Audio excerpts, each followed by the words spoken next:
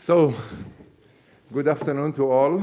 I'm very happy to be here, especially to deliver this lecture together with my colleague and friend, Professor Thomas Römer of the Collège de France. And maybe it is symbolic that the first two lectures present the results of a very strong cooperation which is already going on between the two institutions. That is to say, the excavations, the archaeological excavations in the site of Kiryat Yearim, which is a very important biblical site located west of Jerusalem, about 10 kilometers to the west of Jerusalem. So today we wish to present the results of the excavations, and the idea is to show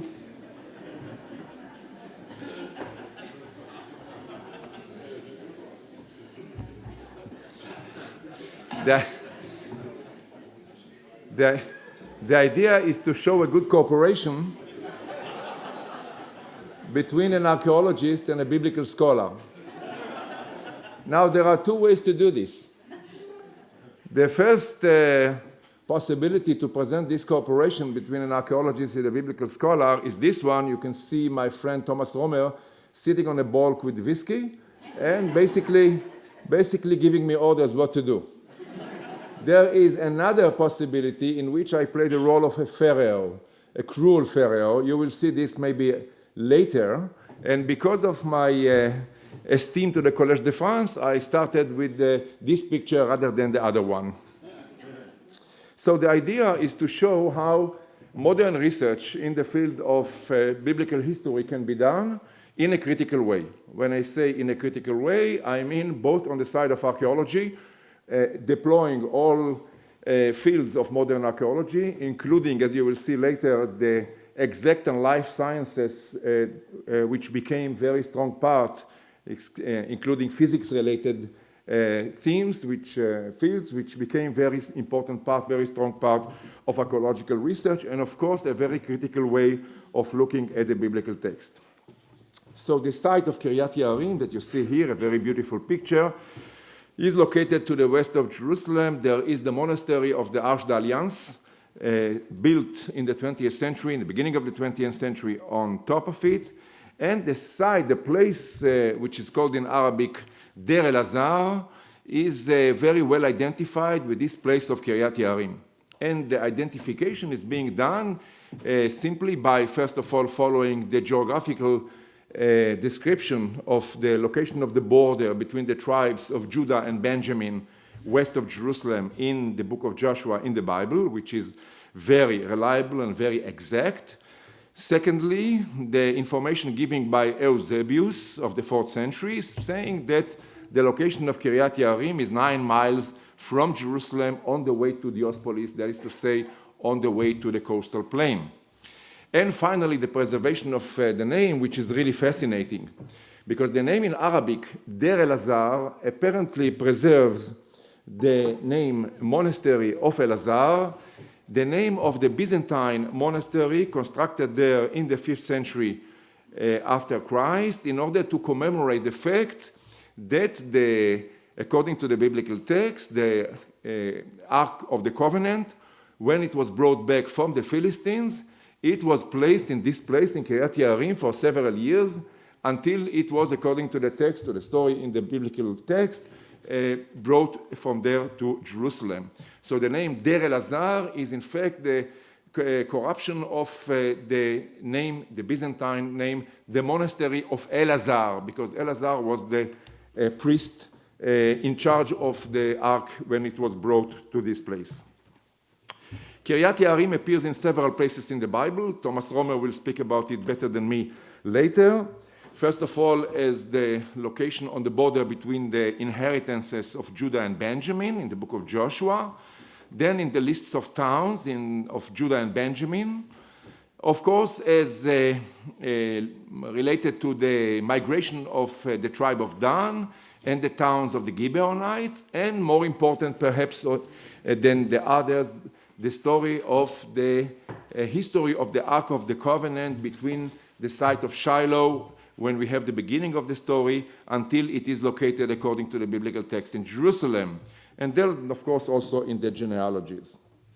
We decided to go to Kiryat Yearim because of our long ongoing cooperation of the two of us in the last 20 years or so, with the goal of approaching a site which had not been excavated properly in the past and deploying all modern research tools in order to clarify, first of all, the settlement history of the site, and especially to try to understand it vis-a-vis the biblical material that I have just mentioned.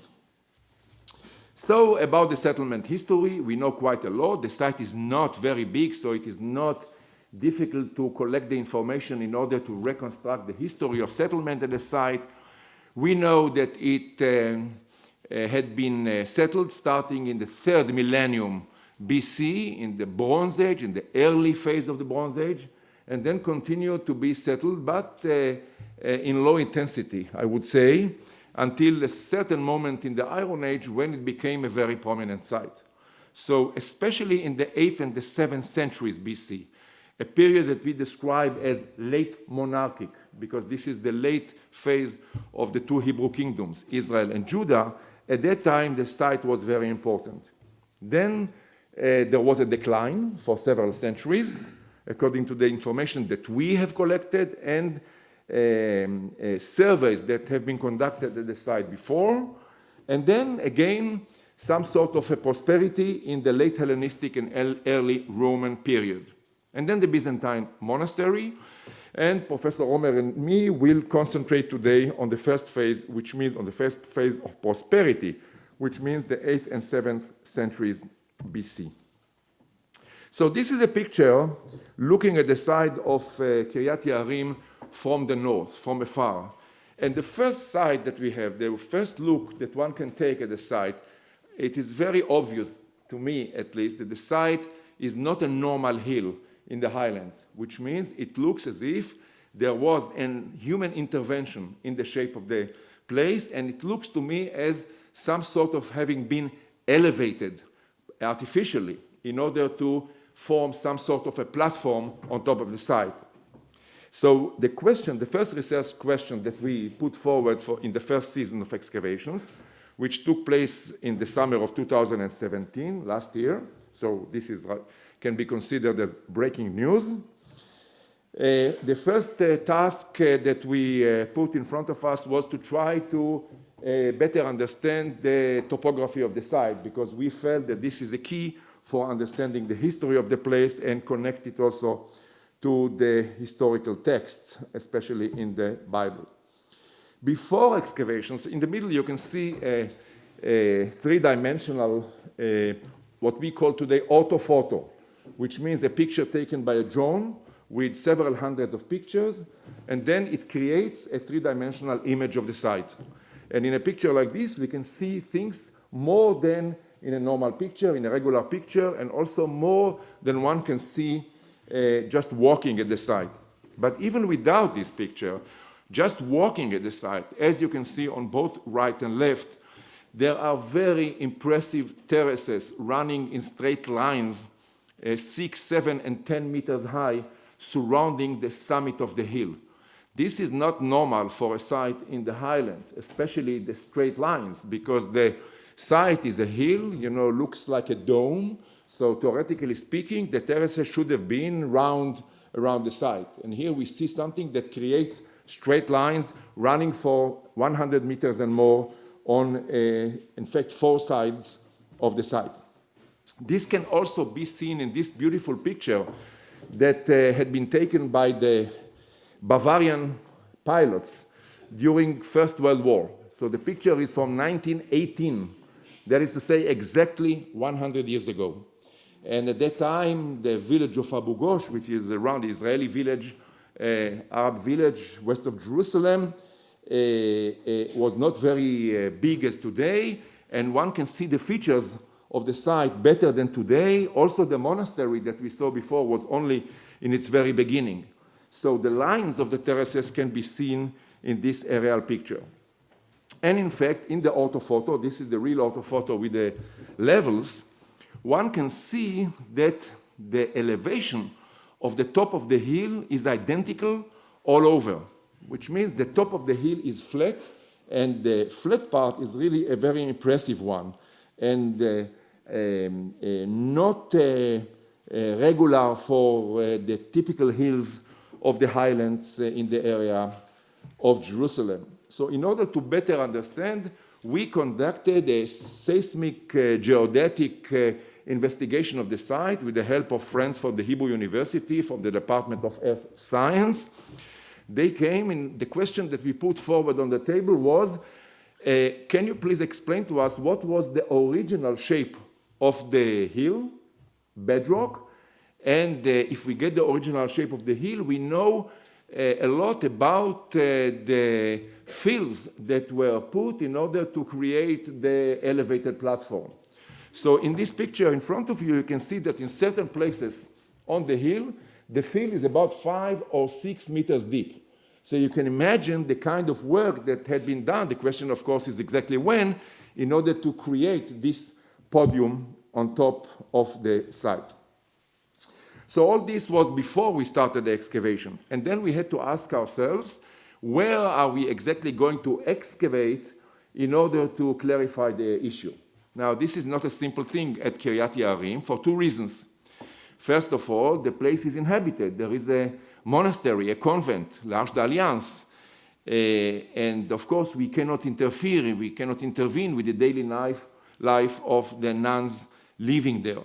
And secondly, in the highlands, usually the summit of the sites are very much eroded. So even if it would have been possible to conduct excavation there, probably the results would have been kind of mixed stratigraphy, which is not good in modern archaeology, as you may understand. So after thinking, we decided to carry out 3 fields of excavations. Area A is in the north. The idea was to try to find whether there is a big wall of support in order to create the platform. A platform like this in the highlands cannot be created without big support walls and fields. So this was the first attempt. Secondly, area B on the right-hand side down, the southeastern part of the site. The idea was to do the same over there in order to check the eastern terrace which supports the platform. And then we also carried out excavations in area C on the slope below the elevated platform in order to better understand the history of the site in the Iron Age away from the top of the hill. So to start with this is a drone picture taken at the end of the excavations. And the main achievement there, this is really interesting, we have collected quite a lot of information about the last years of the Kingdom of Judah. Now, we, of course, have had information like this also before, but there has been a major problem. One of the major problems in the archaeology of Judah in the Iron Age is that we cannot make proper distinctions, stratigraphic or chronological, in the last, let's say, 130 years of the Kingdom of Judah. And especially in the 7th century BC, when Judah was dominated by the Assyrian Empire, a phase very important in order to understand the development of the biblical text. So this is really an enigma. What can we say about the first half of the 7th century? So I cannot say much more today, but we feel now, after the first season, that we have a chance here to really be able to distinguish, to isolate this missing phase in the history, or in biblical history, in archaeology, in biblical archaeology of the first half of the 7th century. And this is going to be the target, one of the main targets of the second season, which we will we carry out next summer at Kiryat Yearim. Now I am moving back to the platform, because this will lead us to the biblical text. In fact, when Thomas is coming to speak here in a few minutes. So in the northern part of the site, there was a big success for us. We started excavation, and maybe 20 centimeters, 30 centimeters under the surface, we came across this big wall that you can see mainly on the right-hand side up, and then the continuation on the left side. This wall is really a very solid, quite immense. Here you can see it, and there can be no question that it is the wall going east-west in a straight line and supporting this platform that we are speaking about. So this is the northern part to the north of the convent. In the southeast, we have also been very successful. I must tell you something here about archaeologists' expectations and going to the field. My destiny has been the following. Whenever I had a question and I went to the field, I found evidence against it. And I was always amazed to see other colleagues going to the field with the research questions and always coming back with a positive answer.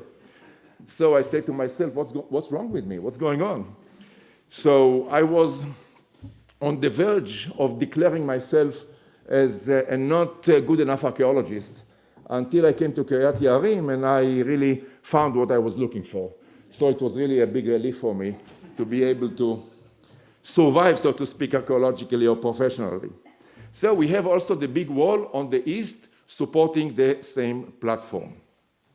Here is, again, the one in the east. You can see it is standing like 4 meters high. It is about 4 meters in width. A very solid one, was much higher in antiquity. And there are certain phases, as you can see on the right-hand side, more than one phase in this big wall. So if we take the information that we have collected, both on the surface and the aerial pictures and the excavations and the results in the two areas that I have just described, we can reconstruct a rectangular platform about 110 on 150 meters, a big one, on top of the site. So the next question, of course, is how to date it. It's good enough that we have such a platform and evidence for this, but without dating, there's no use for the excavation, right? We need to know exactly when it was built. The problem is that conventional archaeology does not help here. Because in conventional archaeology, we date according to stratigraphy and ceramic typology, which means we are looking for especially the pottery and the finds on floors approaching the big walls.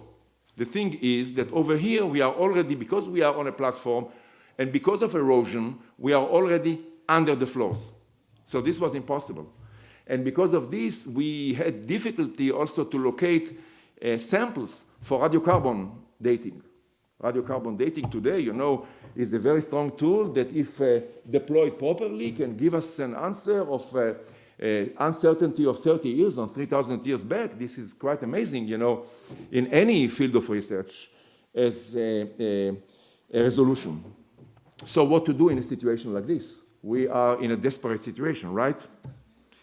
So we decided to turn to another method of dating, which has been deployed recently in several places, and this is optically stimulated luminescence dating, OSL.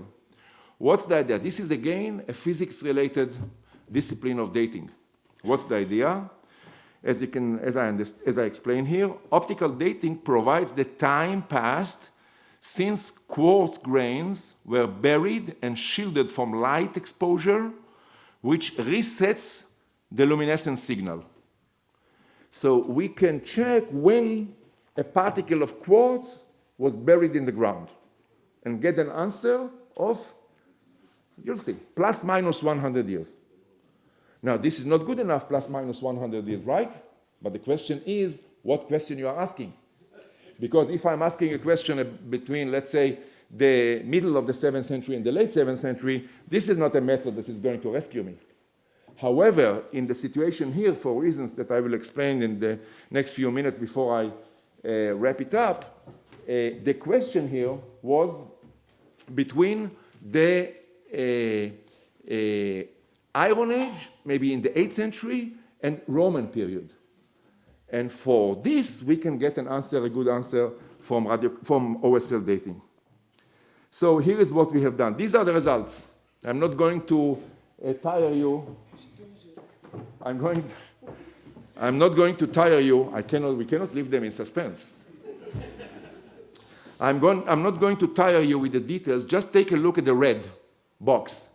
The red box discloses the construction of walls, because these samples were taken from the base of the walls in the very big courses laid there. So we have to pay attention to this. So here are the results. On the left-hand side in red, you can see we have 3 results for the time being, between, let's say, 1100 and 770, between around 1300 and 960, and between 1140 and 780. What to do with this? What can we do with this? Okay, so here it is. These dates that you have now on top cover the late Bronze Age, the beginning of the Iron Age, and then they go into the 8th century BC. Now, in order to construct a monumental podium like this, one can expect strong activity at the site, right? So archaeology tells us that strong activity at the site started only in the beginning of the 8th century. So in fact, only the dates, the end of this range, in the very beginning of the 8th century applies. We are in the 8th century BC. Now, in the 8th century BC, there are 2 possibilities. It's like a riddle, what I'm telling you, right? So the first possibility in the 8th century is an Assyrian, by the Assyrian Empire, construction. Let's just try to think about it for a minute. You know that Sennacherib, king of Assyria, conducted a military operation against King Hezekiah of Judah in 701 BC. So theoretically speaking, the Assyrians could have constructed a podium, administration to control Judah after the campaign, because Judah became a compliant vassal of Assyria, even before, but definitely after the campaign of Sennacherib against Hezekiah. Another possibility is to pull back a little bit to the beginning of the 8th century under the northern kingdom of Israel, because in the beginning of the 8th century, we are still speaking about 2 kingdoms, Israel and Judah, living side by side. And the stronger one is the kingdom of Israel, as we will see in a minute. So here's just an example of what I imagine, what I can see to myself when I speak about an Assyrian construction. This is a Google Earth picture of a site in southern Jordan, where one can very clearly see in the red circle an elevated podium, which was probably constructed in order to control the Arabian trade route, a very important road of antiquity with the Arabian goods that led to Gaza and to the Mediterranean and then to the northern coasts of the Mediterranean. The problem is that an Assyrian construction at Kiryat Yarim is difficult because it could have come only after 732 and basically better after 701, and this is too late, as you may remember, for the radiocarbon dates, for the OSL dates, as you can see over here. So we are left with the possibility of a North Israelite podium. And this, of course, will lead to the lecture of Thomas here. So what are we doing here? This is a picture of Samaria from the air, the capital of the northern kingdom, of the kingdom of Israel, which lived side by side with Judah until it was taken over by Assyria between 722 and 720, 732 and 720 BC. And one can see easily that there is a big elevated podium on top of Samaria for the administration center of the kingdom of Israel. So the possibility is that we have a similar royal platform at Kiryat Yarim. So the spotlight, if we look again at the dates, the spotlight must be on 2 monarchs who are very important and strong in the very late 9th century and the beginning of the 8th century. The first one is Joash, and the second one is Jeroboam II, who was probably the most important and the strongest monarch of the kingdoms of Israel and Judah in the Iron Age. He is not very much praised in the biblical text, of course, because the text had been written by authors from Judah, and they probably intentionally trying to downplay his importance in antiquity, because at that time, Israel controlled the kingdom of Judah. And as you can see, on the left-hand side, this was the time when the territory of the Kingdom of Israel was the maximal, and he was able even to play a role along the southern roads of the Arabian trade in the desert. And in a site in the desert, we have a small piece of fresco that you can see on the right-hand side. This is a king sitting on his throne, and many of us think that this is a depiction of Jeroboam II. If this is the case, we have the only depiction of an Israelite or a Judite, well, except for maybe Jehu later in the Black Obelisk, but one of the only representations of a Hebrew monarch in antiquity. So here it is. Was the platform constructed by Israel during the reign of Jeroboam II as a domination center over Judah in general and Jerusalem in particular? Because we have this chronistic text in the Bible in 2 Kings 14, verses 11 to 14, speaking about the fact that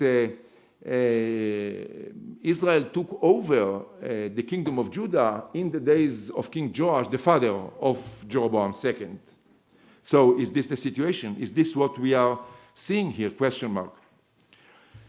So finally, let me just say that this is an open question, and we will have to continue dealing with it next season. And Professor Römer will speak about the biblical material vis-a-vis this idea. There is one another single, very small, interesting clue that we found this season. You can see in one place there is a drafted stone that we found. Now, this drafted stone, the one here on the left-hand side down, a stone like this is typical of what? Mainly of the Iron Age in the Northern Kingdom, not in Judah, and the Hellenistic period. So the question is whether it is Iron Age or Hellenistic. Here are 3 examples of Iron Age, similar blocks, drafted blocks from Dan in the north, in Israel, in the Kingdom of Israel, Megiddo, which is a site that I am excavating, a part of Kiryat Yearim, and the capital Samaria. So the question is, was there a temple? Because this kind of block is from a monumental building, palace, temple, center of administration. So here's the question. Was there a temple at the site related to the ark because of the story of the ark? And Thomas Römer will now provide the answers.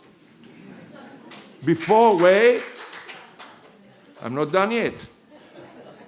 Before we turn to Thomas, I am coming to this wedding from the side of the bride, right? Archaeology. So let's take a look at archaeology. Here are the baskets where we put our finds. So you can see glass, animal bones, samples, small finds. Unfortunately, all the baskets at the end of the dig were full, except the one on the left, the ark. So the ark, we don't have it yet. All this has been achieved because of the wonderful cooperation with the Collège de France. The Collège de France was represented by several wonderful archaeologists. Christophe Nicole sitting here in the middle, Juliette Mas sitting next to him, and other archaeologists, Thomas Römer sitting in the middle, but at the same day he was not at Kiryat Yearim. But we cherish his presence there and make it clear that we don't forget for a minute. And this is the team, and I thank you very much for your attention. Bonjour. As you have seen, we speak in English for this session. Tomorrow there will be something in French in the Academy if you would like to hear us in French, Israel and me. So we have a long story together. It started since 20 years. I was not yet at the Collège de France, but in the University of Lausanne, when Israel Finkelstein wrote this very famous book, and I think this is really still until today one of the most important books, called in English The Bible Unearthed, in French La Bible dévoilée. I think many people here have read the book, and I think this really challenged a lot of things, also in the way how archaeologists and biblical scholars should collaborate. And I think this was something like a starting point for a long long history of collaboration that we have, and which was materialized last year in Kiryat Yearim, but there were other things before, so I don't want to go into detail. We can discuss all this, but I would like to start with the other picture. So Israel showed you one, I showed you the other version. And in a way, it's quite typical. You can always have two points of views. The archaeologists have their point of views, and the biblical scholar have their point of view. And I think this is a little bit also what it's all about. There was a long time, there was a little difficulty between biblical scholars and archaeologists to collaborate. Either the biblical scholars, conservative biblical scholars, were thinking that archaeology should prove that the Bible is right, and some conservative archaeologists, they were convinced that the Bible is right, and there was just not interesting what critical biblical scholars were doing. So our challenge in a way is to try to work everybody from his own side, but then to go into discussion and to see what's coming out. And this is something I'm very happy, because this works very well with Israel, and I think we have some interesting results that can sometimes challenge the traditional way. And I will try now to illustrate this with the Ark. Israel didn't speak so much of the Ark, but the site of Kiryat Yearim, as you may know, it's very much related to the Ark of the Covenant, maybe in the beginning just the Ark of Yahweh or the Ark of God. So what I would like to do in the 20 minutes is to give you some hints about the Ark traditions in the Bible, and then specifically about the relation between the Ark traditions and the site of Kiryat Yearim. And this is very interesting, as you will see, because according to the Bible, the Ark came very quickly to Jerusalem. So if the Bible is right, I think there is no shrine in Kiryat Yearim. But if the Bible is wrong, or if the Bible is like interpreted with an ideological concept, then maybe we can have some interesting ideas about the shrine of Kiryat Yearim. But let me start a little bit more general about the Ark. As you know, the Ark has always fascinated people until today. So if you speak about the Ark, you can see all kind of stuff, paintings, Hollywood movies. You all know the Raiders of the Lost Ark. And I think it's not a secret when it was known that Israel and me were starting about excavating Kiryat Yearim. Israel got some phone calls from some Hollywood movies directors that wanted to come and showed us taking and finding the Ark. But when we explained what we're doing, they were not so much interesting anymore. So let's come back. If we have just a little overlook about the Ark in the Bible, there's different ways to speak about the Ark. Most people know the Ark like this. This comes from a description in the book of Exodus, which is a very late description from priestly writers, where it's like covered by cherubim and a kind of sanctuary which contains the tablets of testimony, whatever that is. Then we have in the book of Numbers and the book of Joshua, there are conquest accounts of the east, on the west of the Jordan, where the Ark is like a symbol of the divine presence and ported by priests or Levites. Then you all know, but this is something I cannot speak today, according to the book of Deuteronomy and to the book of Kings, the Ark is the container of the tablets of the law. And it said there is nothing in the Ark except the two tables of the law. And if somebody says there's nothing else, then you may ask, there was maybe something others. But and then, of course, what is of interest for us today is that the Ark is the major character of the so-called Ark narrative. So what is this Ark narrative? If tonight you don't go to the movies or you don't watch TV, read the Bible and read the book of Samuel. In the book of Samuel, you have some chapters that were called the Ark narrative. And this is an idea of Leonard Rost almost 100 years ago. He was claiming that the chapters 4 to 7 in the first book of Samuel and in second chapter, second book of Samuel, chapter 6, that they constitute an independent story about the ark, how it was captured in Shiloh and brought to the Philistine territories, and then came back from Shiloh to Judah and Kiryat Yearim, and then finally ended up in Jerusalem. So the idea was that it's written by a priest of the ark, maybe even in the time of David and Solomon, and the way to understand or to make the people understand how the ark arrived in the temple of Jerusalem. And this is an idea that was accepted by many scholars. It's true, if you read these chapters, the prophet Samuel is not playing a role, Saul is not mentioned, so it's really an independent story. But the question is whether the end of this story was really the transfer of the ark to Jerusalem, because this chapter in 2 Samuel 6 is separated from the other story. And there's a lot of problems if this really was the original ending. So if 2 Samuel 6 was the original ending, David, who's transferring the ark, is never introduced in the whole story. There are different names linked to the people who take care of the ark. In 1 Samuel 4-6, the ark is clearly identified with the God of Israel and is acting like it. Like in 2:6, it's more like a cultic symbol. And also, if you do some philology to look to the Hebrew text, you can see that the style and the vocabulary are very, very different. And finally, if really the original idea of the ark story was to show how the ark comes to Jerusalem, there's no allusion to Jerusalem in the foregoing chapter. So if this would have been the hero's logos of Jerusalem, it's very astonishing. So 2 Samuel 6 was not part of the original narrative. But if this is true, then it becomes interesting, because then the original narrative ended with the coming of the ark to the site Israel spoke to you, to Kiryat Yearim. So let us look a little bit now to this ark story, and also in a way how archaeology and biblical studies can work together. So I cannot read you the story, it's too long. The story starts with a battle between the Philistines and the Israelites.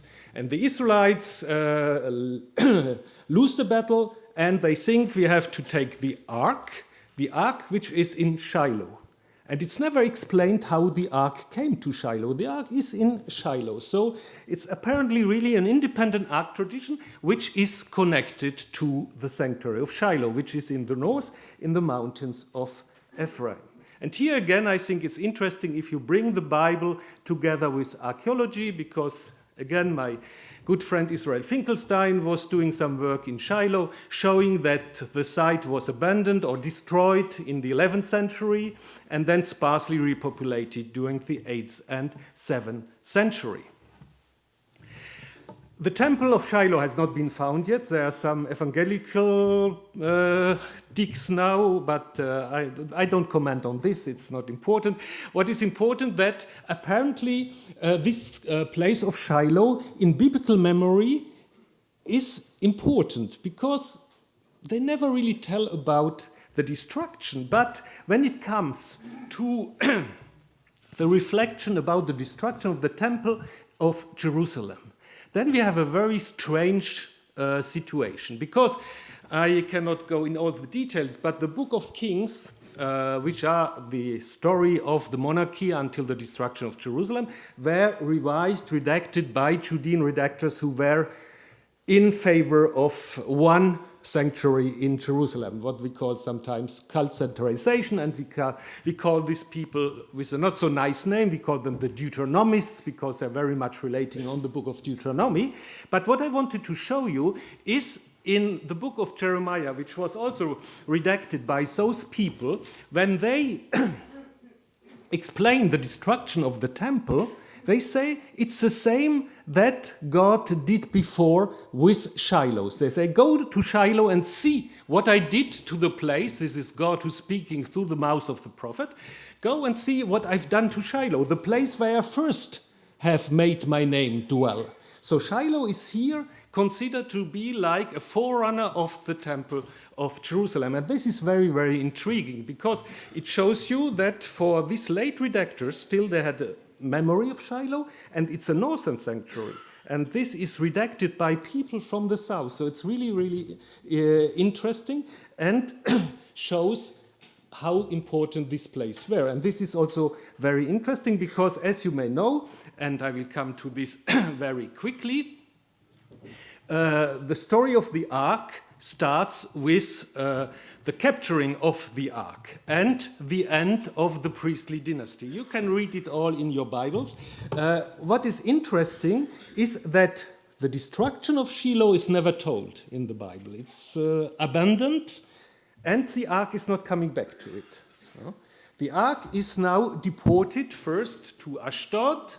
And this practice of deportation is also very interesting because you can compare it to deportation of divine statues. This is a practice we know from the old Babylonians already until the Assyrians and also the Neo-Babylonians. So if you capture the deity of the enemies, the statues, you bring them to your own temple. As you can see also here, this is probably related to the capture of the Philistine city of Gath, and when Sargon II is taking Samaria, he said that he deported the gods in which they had put their trust, which shows you also that in Samaria there was not only the God of Israel, there were many other gods that the Assyrian deported. And then the Ark story shows us how powerful the Ark is, because the Ark is brought into the temple of the Philistine god Dagon, and of course this reminds of this practice I just told you, but interestingly it's like a counter history now. The Ark is brought in front of Dagon, so the next day they come and look what happened, and Dagon is falling down before the Ark, so as if he has to bow to prostrate before the Ark. And then the second day even the statue is amputated in a way that Assyrian smashed divine statues. You can even think about such pictures as we have from the Assyrians. And then the Ark is traveling around Philistine cities, especially Gath and Ekron, before it's coming to Judahite territory. And here we can make some relations maybe with the time of King Hezekiah or a little bit later, because the fact that you have here the map, how it's going to Ashdod, to Gath, to Ekron, and then Beit Shemesh and Gibeat or Kiryat Yearim. If we look to Assyrian inscriptions, we can see that Hezekiah, who revolted against the Assyrian, was invaded by them. They took territories from him and gave them to Philistine cities. And you have this inscription where we have Ashdod, Ekron, and Gaza. In the story of the Ark, we have Gath instead of Gaza, which may be for geographical reasons. So this may be that at one stage of the story of the Ark, there was a revision, a Judahite revision of the oldest story, in order to reflect the situation of conflict between the kingdom of Judah and the Philistine coast, maybe during the reign of Hezekiah or Manasseh. So this is an indication not yet related to Kiryat Yearim, but we will come to it. Before we come to Kiryat Yearim, the Ark is stopping in another place. It's stopping in a place called Bet Shemesh.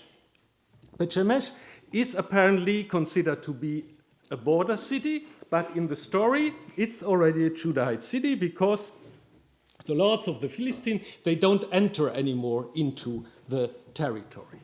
So it's a very complicated situation. In some lists, Beit Shemesh appears to be a city of Judah, sometimes even a Levitical city, but it's not mentioned in the list of cities of Judah in another list in the second part of chapter 15, which may indicate that it had come at some times under the control of the Philistines, which in a way is also what is said in 2 Chronicles 28. So the story as we have it here is claiming now that Beit Shemesh, where the Ark is brought by the Philistines, is belonging to the kingdom of Judah. But Beit Shemesh is not the final destination of the Ark. Beit Shemesh, there's a very strange story which can give all kind of interpretation.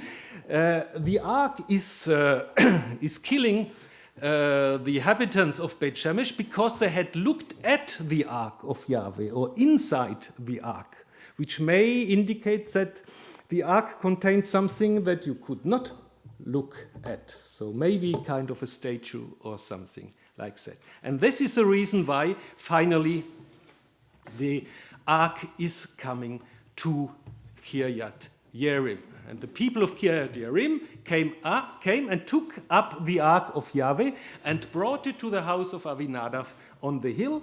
They consecrated his son Eleazar to have charge of the ark of Yahweh. And this would be the end of the original ark narrative, the coming of the ark to Kiryat Yearim. Because it's very interesting. The ark was captured from Shiloh. So normally we can imagine if they captured it from Shiloh, the ark should have come back again to Shiloh. But this is not the case. So it's really a transfer, but not to Jerusalem immediately. The transfer is to Kiryat Yearim that replaced the shrine of Shiloh. So I go quickly to this problem because there are different way in the Bible to speak about Kiryat Yearim. Sometimes it's called Kiryat Baal, or sometimes even Baala. Some people think this is the older name, and some people think Baala is a later polemic because the sanctuary was not considered anymore as a legitimate sanctuary, but there is no clear indication of such a possible polemical usage. So the theory that we had also while digging in Kiryat Yearim is maybe to indicate or to postulate that Baala, or Kiryat Baal, was more specifically the high place that Israel showed you, the platform where a shrine or something was standing. And it's interesting because in 1 Samuel 7, when the ark is brought to Kiryat Yearim, it's brought later to a Giv'ah, to a hill. From Kiryat Yearim, it's going up. And also when David and Israel went up then to fetch the ark, it's also a location on a hill. And we have even Givat Kiryat in the Masoretic text. So it's probably the platform, which is called Givat Kiryat or Baala. And then the question is to what Baala is referring. Is this another deity or something else? But which is clear that the story ends with the installation of priesthood, a consecration of priests, as we have it in the book of Leviticus. And the name of Eleazar, as Israel pointed out, is still maintained in the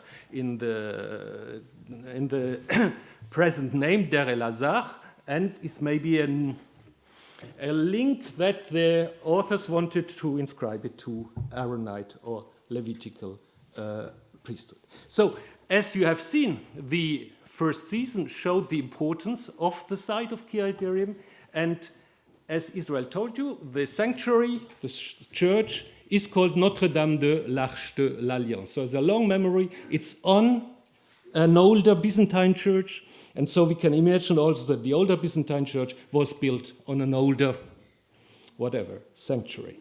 And so here comes the idea that, as Israel showed you already, if we take seriously the dates of the wall, Jeroboam II can be indeed a good candidate for the construction of the sanctuary, because only under Jeroboam II Israel reached a maximal territorial expansion, controlled also the tribe of, or the territory of Benjamin.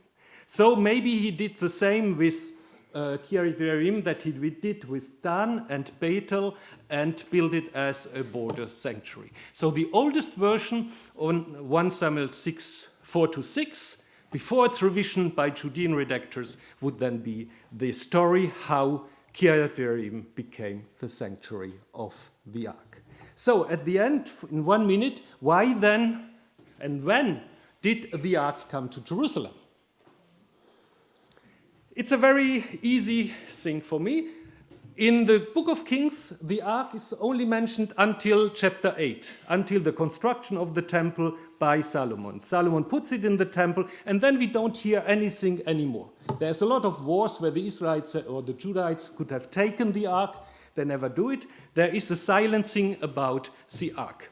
And I think the most easy answer is there is a silencing because this story was written towards the end of the monarchy. It was probably written 50 years before the end of the monarchy. So here we come back to our good friend Josiah.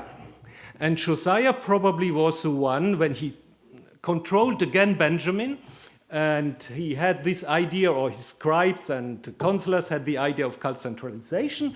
Probably he was the one who fetched the ark from Kiryat Yearim to bring it to Jerusalem. So the ark was not standing 20 years in Kiryat Yearim, as one text in the Bible says.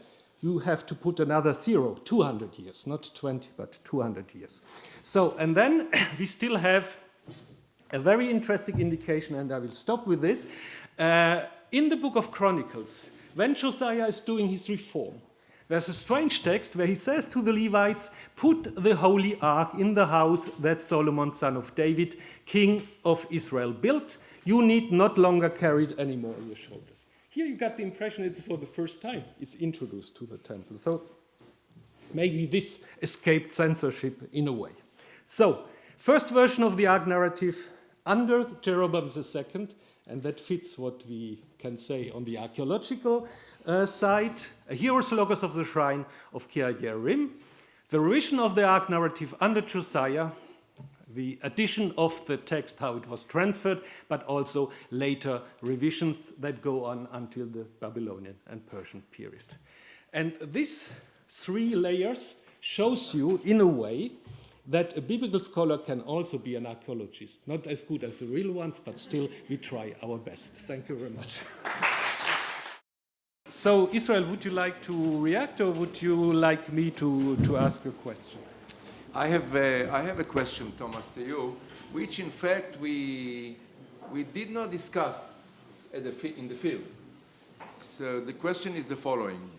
I perfectly understand the logic of the story from the point of view of Judah, Josianic times, Deuteronomistic ideas, and so on.